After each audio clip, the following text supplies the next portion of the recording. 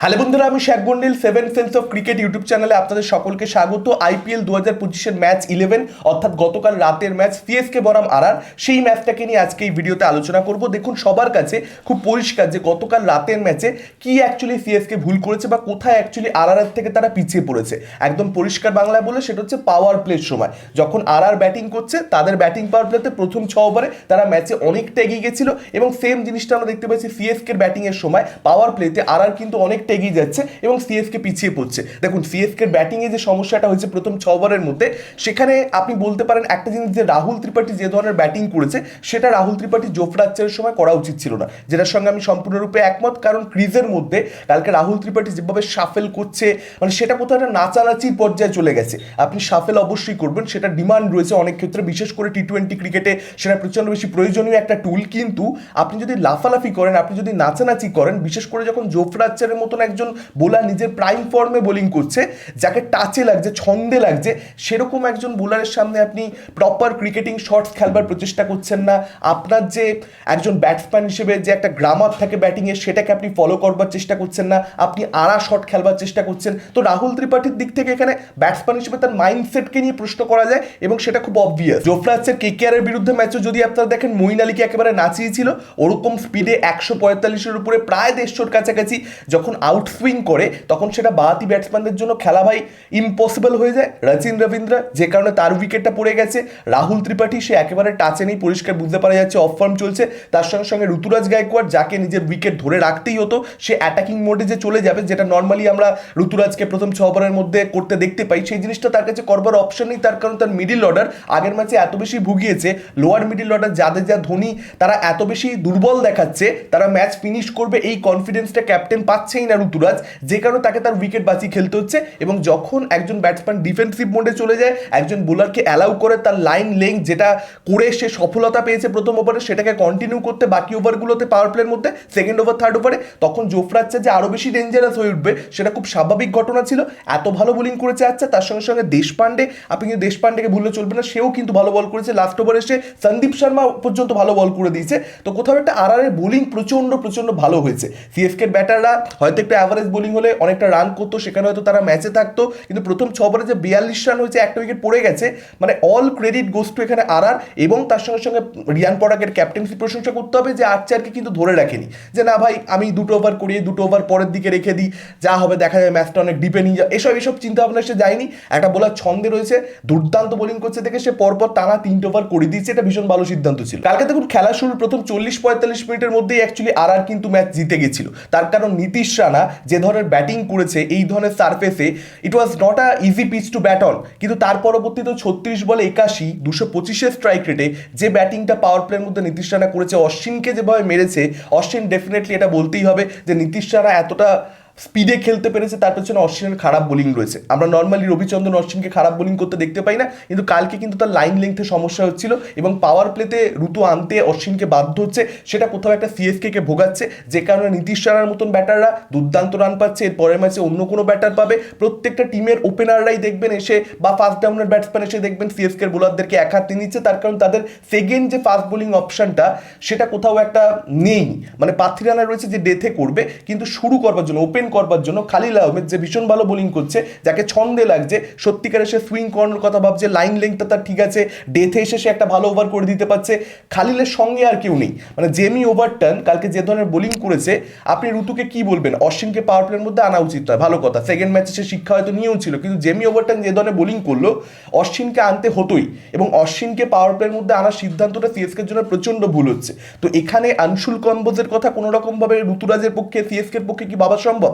তাকে সেট আপের মধ্যে আনা, প্লেইং 11-এর মধ্যে আনা, সেক্ষেত্রে কাকে বাদ দেবে সেটাও একটা প্রশ্ন। খালিল ছাড়া ইন্ডিয়ান ফাস্ট বোলার তো সিএসকে অলরেডি খেলাচ্ছে না, তাহলে যে কোনো একজন ইন্ডিয়ান স্পিনার বাদ দিতে হয়, জাদেজা অথবা অশ্বিন। জাদেজাকে সিএসকে বসাবে না, এটা আপনি নিশ্চিত থাকতে পারেন। তাহলে রবিচন্দ্রন অশ্বিনকে বসানো যেতে পারে। অ্যাওয়ে ম্যাচে আমার মনে হয় কোথাও একটা অশ্বিন যেরকম বোলিং করছে, তাকে 1টা-2টো ম্যাচ বেঞ্চ করে কম্বোজকে দেখা যেতে পারে যে সে কি সত্যিকারে ভালো করছে, সে কি ইম্প্যাক্টফুল ক্রিকেট খেলতে পারছে।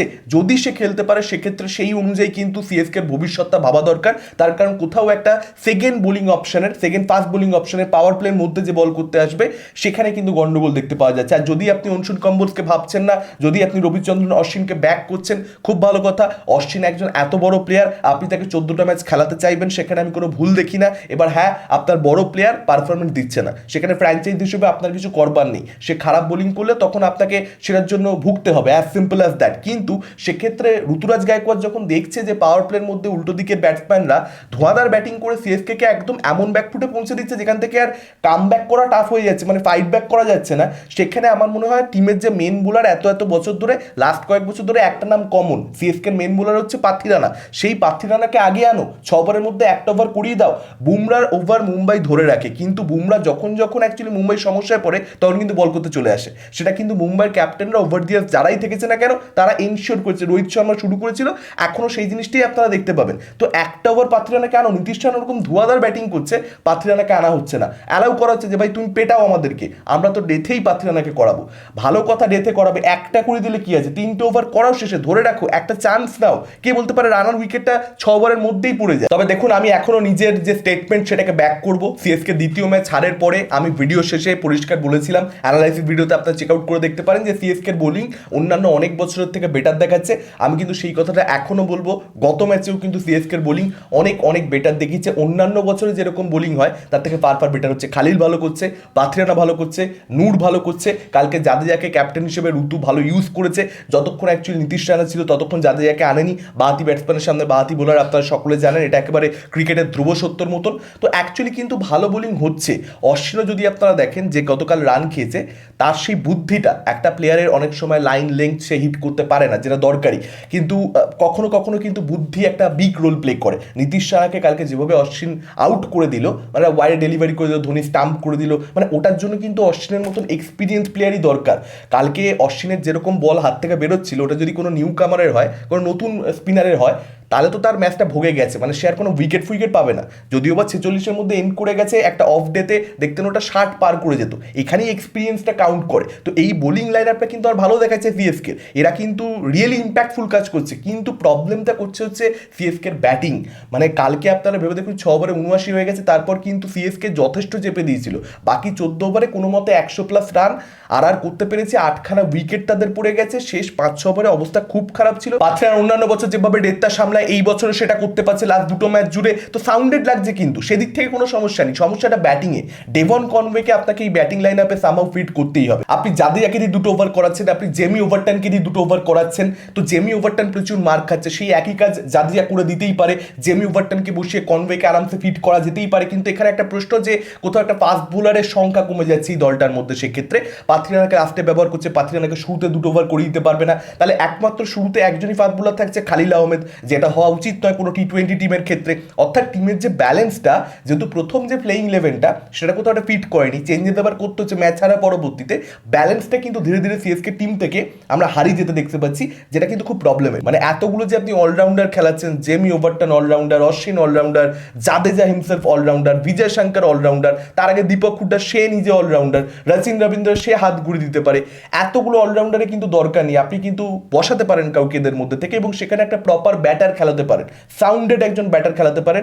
জেমি ওভারটনের জায়গায় কনওয়ে যদি ঢুকে যায়, এই টিমটার কাছে বোলিং অপশন খুব কমে যাবে। এটা কিন্তু আমি ব্যক্তিগতভাবে মনে করি না। বিজয় শঙ্করকে দিয়ে বোলিং কেন করানো হচ্ছে না? জেমি ওভারটন মার খেয়েছে, সেটা বিজয় শঙ্কর মার খাবে। কিন্তু ডেভন কনওয়ে যেই জেমি ওভারটনের জায়গায় ঢুকে যাবে, সঙ্গে সঙ্গে কিন্তু ব্যাটিংয়ে একটা মজবুতি বাড়বে, কোথাও একটা অনেক বেশি রান সিএসকে বোর্ডে তুলতে পারবে, অনেক বড় রান চেস করতে পারবে। 2019 সালের পর থেকে তারা 180+ চেস করতে পারেনি, এবং সেটা কিন্তু কোথাও একটা জাদেজা, ধোনি, যারা পুরনো প্লেয়ার এই ফ্র্যাঞ্চাইজিটার, তাদেরকে এটা নিয়ে ভাবতে হবে। যারা লোয়ার মিডিল অর্ডার ব্যাটিং করে বা মিডিল অর্ডার ব্যাটিং করে, যে কেন তারা বড় স্কোর চেস করতে পারছে না।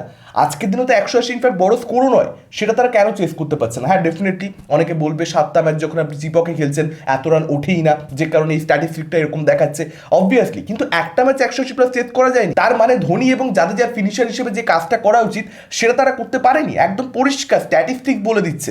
এবং ধোনির গতকাল ম্যাচে যে জায়গাতে তার এন্ট্রি হয় 25 বলে 54 বাকি, সেখানে কিন্তু ধোনি জাদেজা 10 বারের মধ্যে 9 বার কেন 5 বছর আগে হলে লোকে বলতো 10 বারের মধ্যে 10 বার ম্যাচ জিতিয়ে দেবে, এতটাই কিন্তু তাদের দখল ছিল ফিনিশিংয়ে। সেই জিনিসটা গতকাল দেখতেই পাওয়া গেল না। মানে 25 বলে 54 বাকি থেকে হয়ে গেল 12 বলে 39 বাকি, অর্থাৎ মাঝখানে যে 13খানা বল সেখানে 15 রান হলো মাত্র। সেখানে ধোনি জাদেজা তারা নকিং অ্যারাউন্ড এদিক ওদিক স্ট্রাইক রোটেট করছে, মানে এতটা ডিপে নিয়ে যাওয়া কেন? হ্যাঁ, আগে একটা সময় ছিল ডিপে নিয়ে যেতে সাকসেস পেতে, কারণ তখন স্কিলটা সেরকম লেভেলের ছিল, সেরকম ধরনের ব্যাটিং করতে পারতে। সেই ধোঁয়াদার ব্যাটিংটা করবার ক্ষমতাটা এখন কমে এসেছে, তো অনেক আগে থেকে যে কারণে চালিয়ে ব্যাট করতে হবে। পেছনে ওভারটান বসে রয়েছে, লাস্টে ওভারটান একটা ভালো ছয় মারলো, মনে হলো যে ওরও পোটেনশিয়াল ছিল, কিন্তু সুযোগ পেল না এরা। এরকম কিন্তু আপনারা দেখতে পেতেই পারেন যে কনওয়েকে ওরা এর পরের ম্যাচেও খেলানো না, ইনফ্যাক্ট 14টা ম্যাচ জুড়েই খেলানো না। তার কারণ কনওয়েকে অ্যাট দি ফার্স্ট প্লেস ওরা খেলায়নি, মানে ওরা মনে করছে যে কনওয়েকে দিয়ে বছর হবে না, মানে কনওয়ে একেবারেই হয়তো টাচে নেই, মানে একদম খেলতে পারছে না নেটে হয়তো, যে কারণে এরকম সিদ্ধান্ত। নাহলে সিএসকে কিন্তু যারা ওদেরকে সাকসেস দিয়েছে তাদেরকে প্রচন্ড পরিমাণে ব্যাক করে, হ্যাঁ নেক্সট লেভেলে গিয়ে ব্যাক করে, এত ব্যাক করতে অন্য কোনো ফ্র্যাঞ্চাইজিকে দেখতে পাওয়া যায় না। সেখানে কনওয়েকে খেলানো হয়নি, মানে কোথাও একটা রিয়েল ট্রাভেল লুকিয়ে রয়েছে, সেটা কি এক্স্যাক্টলি ওরা ডিসক্লোজ করবে না এখন খুব স্বাভাবিকভাবেই। আমরা দেখতে পেতে পারি যে জেমি ওভারটনকে এখানে ওপেন করে দেওয়া হলো অ্যালং উইথ রচিন রবীন্দ্র, দুজনেই একটা অ্যাটাকিং মাইন্ডসেটের ব্যাটসম্যান। জেমি ওভারটনের স্ট্রাইক রেট প্রচণ্ড ভালো, এবং রাহুল ত্রিপাঠী যার অ্যাকচুয়ালি ফাস্ট বোলারদের এগেন্স্টে লাস্ট কয়েক বছর রেজাল্ট ভীষণ খারাপ, স্ট্যাটিস্টিক্স খুব খারাপ, তাকে হয়তো সিএসকে কোথাও একটা মিডল অর্ডারে নিয়ে এলো, এবং যেটা আমার মতো ভালো সিদ্ধান্ত হবে। কারণ রাহুল ত্রিপাঠী যা করছে সেটা কিন্তু মিডল ওভার্সে চলে, একদম ফ্রেশ হয়ে বোলাররা নামছে প্রথম ওভার করতে, দ্বিতীয় ওভার করতে, তখন নতুন বলে রাহুল ত্রিপাঠী ওই জিনিসগুলো করলে মানে সেটা খুব একটা ঠিক নয়।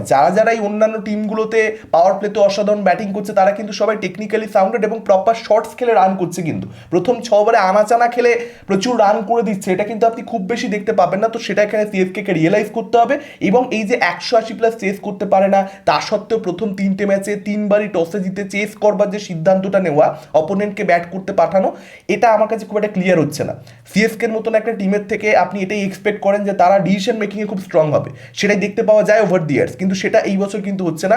সিএসকে নর্মালি টসে জিতে ব্যাট নেয়, কিন্তু সেই জিনিসটা কেন যে বছর মানে একটা পরিষ্কার উদ্দেশ্য হয়ে যাচ্ছে যে 160-এর মধ্যে আটকাও, 160 যখনই অপোনেন্ট করে ফাস্ট ব্যাটিং করে, মানে ম্যাক্সিমাম টাইম সিএসকে আপনি দেখবেন যে 20 বারের মধ্যে 19 বার হয়তো 20 বারই চেস করে দেয়, তার কারণ ওটা ওদের গ্রিপের ম্যাচ থাকে।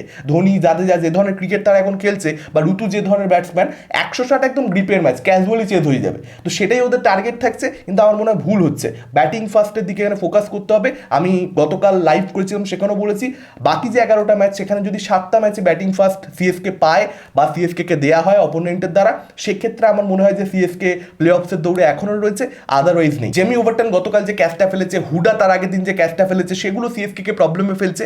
ওই ক্যাচগুলো ধরে নিলে দেখতেন সিএসকে 3টেতে হয়তো 3টে জিতেই বসে রয়েছে। গতকালের ম্যাচেও ক্যাচটা ধরে নিলে 15-20 রান বোর্ডে কম থাকে আরআরে, তো সেটা প্রবলেমে ফেলছে সিএসকে। এবং তার সঙ্গে সঙ্গে ঋতুরাজ গতকাল যে ইনিংসটা খেলেছে চেস করতে নেমে, সেটা কিন্তু অ্যাকচুয়ালি প্রচণ্ড ভালো ইনিংস ছিল। স্পেশালি রবীন্দ্র জাদেজার সঙ্গে যে পার্টনারশিপটা, ওটা কিন্তু সম্পূর্ণ কন্ট্রোলে, আপনি দেখবেন কোনো রিস্ক সেভাবে নিচ্ছে না, ক্যালকুলেটেড রিস্ক, লিমিটেড রিস্ক। গ্রাউন্ডে বল খেলছে, আকাশে বল তুলতে যাচ্ছেই না, যেটা এই ধরনের পিচে অ্যাকচুয়ালি ডিমান্ড থাকে। মানে এখানে কিন্তু আপনি 6 মারতে গেলেই প্রবলেমটা হবে। হাসারাঙ্গার ক্ষেত্রে আপনি দেখবেন ও 4খানা উইকেট পেয়েছে, ডেফিনেটলি ভালো বোলিং করেছে, স্পেশালি গুড লেংথ ধরে যেভাবে গুগলি দিচ্ছিল বিজয় শঙ্করকে, স্পেশালি খুব সুন্দর বোলিং, শিবম দুবেকেও গুগলির জালে ফাঁসিয়েছিল। তো সেই জিনিসটা কিন্তু আমার মনে হয় যে যখনই আপনি করবেন ওই 6 মারবার প্রচেষ্টা, তখনই হাসারাঙ্গার মতন বোলারদেরকে গ্রাউন্ডে খেললেই কিন্তু আপনি এলিমিনেট করে দেবেন ম্যাচ থেকে। মানে এরা কিন্তু আর কিছু করতেই পারবে না, এদের মানে উদ্দেশ্যটাই সেটা, বা এদের বোলিংটাই এইভাবে ডিজাইন যে আপনি যখন এদেরকে 6 মারতে যাবেন তখনই ম্যাক্সিমাম চান্স রয়েছে আপনি বাউন্ডারিতে ক্যাচ দিয়ে দেবেন অথবা 6 মেরে দেবেন। তো এরা প্রচুর রানও খায়, প্রচুর উইকেটও দেয়। আপনি যখনই এদেরকে গ্রাউন্ডে খেলতে যাবেন, গ্যাপে খেলতে যাবেন, তখনই কিন্তু এই বোলারগুলো মানে নিষ্ক্রিয় হয়ে পড়বে। এবং সেই জিনিসটা ঋতুরাজ কিন্তু খুব সুন্দরভাবে জাদেজার সঙ্গে করতে পারছিল। ঋতুরাজের উইকেটটা পড়ে যাওয়াতে তখন মোটামুটি বোঝা গেছিল যে না, এই বয়সে হয়তো ধোনি আর 25 বলে 54 বলতে খারাপ লাগছে, কিন্তু পারবে না, এবং সেই জিনিসটাই হয়েছে সত্যি বল। আর শুধুমাত্র হাসারাঙ্গা নয়, থিকসারাও কিন্তু অ্যাকচুয়ালি বেশ ভালো বোলিং করেছে। একটা নেগেটিভ বোলিং 4 ওভার ধরে করে গেছে। আমি জানি না এটা আরআরের তরফ থেকে, ম্যানেজমেন্টের তরফ থেকে পরিষ্কার নির্দেশ এখানে থিকসারাকে ছিল কিনা। উইকেটের জন্য কিন্তু যায়নি, রান বাঁচানোর জন্য প্রথম বল থেকে নিজের স্পেলে সেই কাজটাই সে করে গেছে এবং ভালো করেছে। এবং অন্যদিকে আপনারা রিয়ান পরাগের একটা সিদ্ধান্ত নিয়ে অবশ্যই জানতে চাইবেন যে এটা ঠিক সিদ্ধান্ত তো ছিলই না, কেন এরকম সিদ্ধান্ত। দেখুন, সিদ্ধান্ত ঠিক ভুল সেসব পরের বিষয়, জিতে গেছে মানে ঠিক সিদ্ধান্ত, আপনি এর থেকে বেশি কি বলতে পারেন। কিন্তু জোফরা আর্চারকে অ্যাকচুয়ালি বল করতে পাঠানো উচিত ছিল। গতকাল জোফরা আর্চার যত অসাধারণ বোলিং করেছে, তারপর আর্চারকে 4th ওভারটা না দেওয়া, সেটা কোথাও একটা আর্চারের জন্য উচিত নয়। মানে আর্চার কোথাও একটা ফিল করবে যে ভাই আমি এরকম বোলিং করলাম, তারপরেও ক্যাপ্টেন আমার উপর ট্রাস্ট দেখাচ্ছে না, সেটা কিন্তু পরবর্তীতে এই যে কনফিডেন্সের অভাবটা একটা প্লেয়ারের উপরে, সেটা কিন্তু পরবর্তীতে মানে খুব বড় সমস্যা তৈরি করতে পারে টিমের ভেতরে। এবং যে সিদ্ধান্তটা অ্যাকচুয়ালি রিয়ান পরাগ নিচে, যে তুষার দেশপান্ডেকে সেকেন্ড লাস্ট ওভার করানো, আর্চারকে না দেওয়া, সেটার পেছনে একটাই কারণ থাকতে পারে যে মিটিংয়ে কোথাও একটা আলোচনা হয়েছে যে তুষার দেশপান্ডেকে, যে অ্যাকচুয়ালি সিএসকের হয়ে ডেথ বোলিংটা সামলেছে লাস্ট কয়েক বছর, তাকেই আমরা সেই রোলটা দেবো এবং তার সঙ্গে সঙ্গে সন্দীপ শর্মা, সে ডেথ বোলিং করে আমাদের হয়ে, এই দুজন সামলাবে, আমরা জোফরা আর্চারকে ওপরেই রাখবো, শুরুতেই করিয়ে দেবো, আমরা জোফরা আর্চারকে নিয়ে ডেথে বেশি ভাববো না। এবং এরকম চিন্তা ভাবনা রিয়ান পরাগের থাকতে পারে। কালকে যা সারফেস ছিল সেখানে কোথাও একটা স্লোয়ার যারা বেটার করতে পারে, যাদের হাতে সেটা রয়েছে, স্কিলটা রয়েছে, সেই সমস্ত বোলারদেরকে আন, যাদের স্পিডটা আর কি ফাস্ট বোলার হিসেবে অপেক্ষাকৃত কম। কারণ জোফরা আর্চার ডেথে এসে যদি ফুল বল করে দেয়, ইয়র্কার করতে গিয়ে একটা 146-এ 147-এ একদম ফুল লেন্থ ডেলিভারি, সেটা ধোনির জন্য বা জাদেজার জন্য খুব ইজি হয়ে যাবে একদম স্ট্যান্ডসে পাঠিয়ে দেওয়ার জন্য। তো সেটা চিন্তা ভাবনা থাকতে পারে যে এই পিচটা পেস অফার করা ব্যাটসম্যানদেরকে, তার মানে নিজের বিপদ নিজে ডেকে আনা। যে কারণে রিয়ান পরাগ বেবি দেশপান্ডের দিকে গেছে, যে প্রপারলি ওয়াইড ইয়র্কার্স করতে পারে এবং যে স্লোয়ার করতে পারে, সেটা আপনি বলতে পারেন যে ভাই দেশপান্ডে আর্চারের জায়গায় দেশপান্ডে, সেই কোয়েশ্চেন থাকতেই পারে। কিন্তু রিয়ান পরাগে কি থিঙ্কিং ছিল অ্যাকচুয়ালি, সেটাকে নিয়ে আলোচনা করলাম।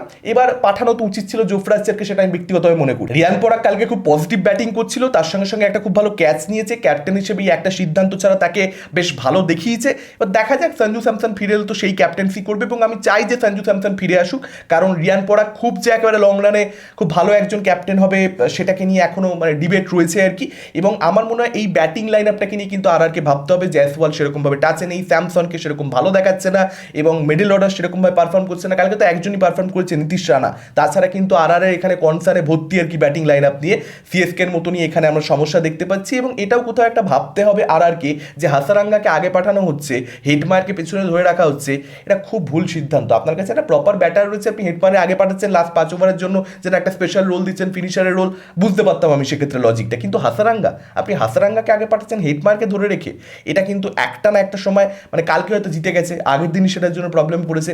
এবং এর পরবর্তীতেও এরকম একটা সিদ্ধান্ত, আমি জানি না রাহুল দ্রাবিড় ক্যাম্পে বসে রয়েছে সেখানে এরকম সিদ্ধান্ত কি করে আসছে। শেষ অব্দি এটাই বলবো, গতকালের ম্যাচ দেখবার পরবর্তীতে ফার্স্ট যেটা মাথায় স্ট্রাইক করেছে যে হয়তো আর ধোনিকে আমরা ওই ধরনের ফিনিশ করতে হয়তো দেখতে পাবো না। ছোটোখাটো ফিনিশ এদিক ওদিক সেসব হয়ে যেতে পারে, কিন্তু একটা বড় ফিনিশ যারা ধোনি করবার জন্য নুন, সেটা মেবি হয়তো শেষ হয়ে গেছে। আপনাদের কি মতামত গতকালের ম্যাচ সম্পর্কে, আমার এই অ্যানালাইসিস সম্পর্কে? আপনারা ডেফিনেটলি সেটা আমাদের কমেন্ট করে জানাতে পারেন। বন্ধুদের সঙ্গে একটু শেয়ার করে দিন পারলে, যদি ভিডিওটা ভালো লেগে থাকে। বেঙ্গলে এরকম ক্রিকেট অ্যানালিসিস চ্যানেলে আপনারা খুব বেশি পাবেন না, আমরা করবার চেষ্টা করছি, আপনাদের সাপোর্ট একটুখানি কাম্য, কারণ এত বড় ভিডিও করতে সিরিয়াসলি অনেক এফোর্ট লাগে। এই ভিডিওটা ভালো লাগলে একটা লাইক করে দিন, আর ভালো থাকুন, ক্রিকেট দেখতে থাকুন। Thank you.